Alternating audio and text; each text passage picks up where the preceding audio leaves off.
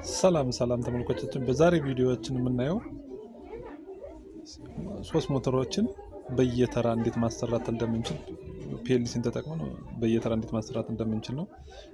ይህን ስራ ለመስራት የሚያስፈልጉን እቃዎች ፒኤልሲ ራሱ፣ ፒኤልሲ፣ ሁለት ፑሽ በተን ስታርት እና ስቶፕ፣ ሶስት ብሬከር ለእያንዳንዱ ሞተሮች እና ሶስት ኮንታክተር ለእያንዳንዱ ሞተሮች ያስፈልጉናል። በመጀመሪያ ደረጃ ፒኤልሲ ምንድን ነው? ፒኤልሲ ማለት ፕሮግራሚንግ ሎጂክ ኮንትሮል ዩኒት ማለት ሲሆን ያም ማለት የሚሰራው በፕሮግራሚንግ ነው። ፕሮግራሚንጎቹ ወደ 5 አይነት ፕሮግራሚንጎች አሉ። እኛ በተመቸን ፕሮግራሚንግ ቋንቋ ፕሮግራሙን መጻፍ እንችላለን። በጻፍነው ፕሮግራሚንግ መሰረት ይሄ ማሽን የሚሰራው ፒኤልሲ በአይ ሲወከል እንደ ኢንፑት ነው የምንጠቀመው። አይ ማለት በፒኤልሲ ጊዜ ኢንፑት ማለት ነው። ኦ ማለት ደግሞ አውትፑት ነው። በፒኤልሲ ቋንቋ እንደዛ ነው። ለፒኤልሲው ይሄ ኤስ7 1200 ሲሜንስ ፒኤልሲ የሚሰራው ለራሱ ኢንፑት ላይን 1 እና ኒውትራል 220 ቮልቴጅ ይፈልጋል። ከላይን 1 እና ከኒውትራል 220 ቮልቴጅ እንሰጣለን። በላይን 1 ሌላኛውን ላይን 1 የመጣችውን ቮልቴጅ እንደ ኮመን እንደ ስዊች አውትፑት ላይ እንደ ገቢ እንጠቀማታለን። ከላይ ያሉትን ስታርት እና ፑሽ በተኖች ደግሞ ለፒኤልሲያችን ገቢዎች ናቸው። በዚህኛው ሳይድ በታች በኦ ሳይድ ያሉት ወይም በአውትፑት ሳይድ ያሉት ደግሞ 0 1 2 የሚሉት ሶስቱ ገመዶች ከእያንዳንዱ ኮንታክተር ላይ 0 ኪኤም1 ኮንታክተር ላይ 1 ኪኤም2 ኮንታክተር ላይ 2 ኪኤም3 ኮንታክተር ላይ ይገባሉ። ሰርኪቱ ይሄን ይመስላል።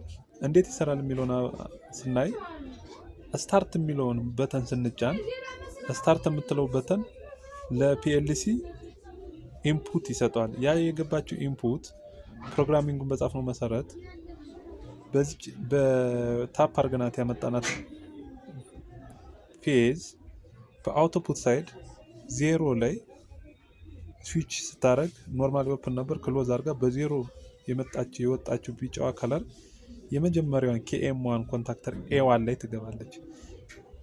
ሌላኛዋ ኒውትራል ገመድ መጣ ኤ2 ላይ ትገባለች። ያ ማለት ኤ1 እና ኤ2 የኮንታክተር ኮይል ፓወር አገኘ ማለት ኮንታክተሩ ኢነርጃይዝ መሆን ይጀምራል። ያ ኢነርጃይዝ የሆነ ፓወር በላይ የመጣውን አርኤስቲ በብሬከር ያለፈውን ቮልቴጅ ለመጀመሪያችን ኬኤም1 ሞተር ፓወር ያደርሳል። ያ ፓወር ደረሰ ማለት የመጀመሪያው ኬኤም1 ሞተር መስራት ይጀምራል። እንደ ጻፍነው ፕሮግራሚንግ መሰረት በቀጣይ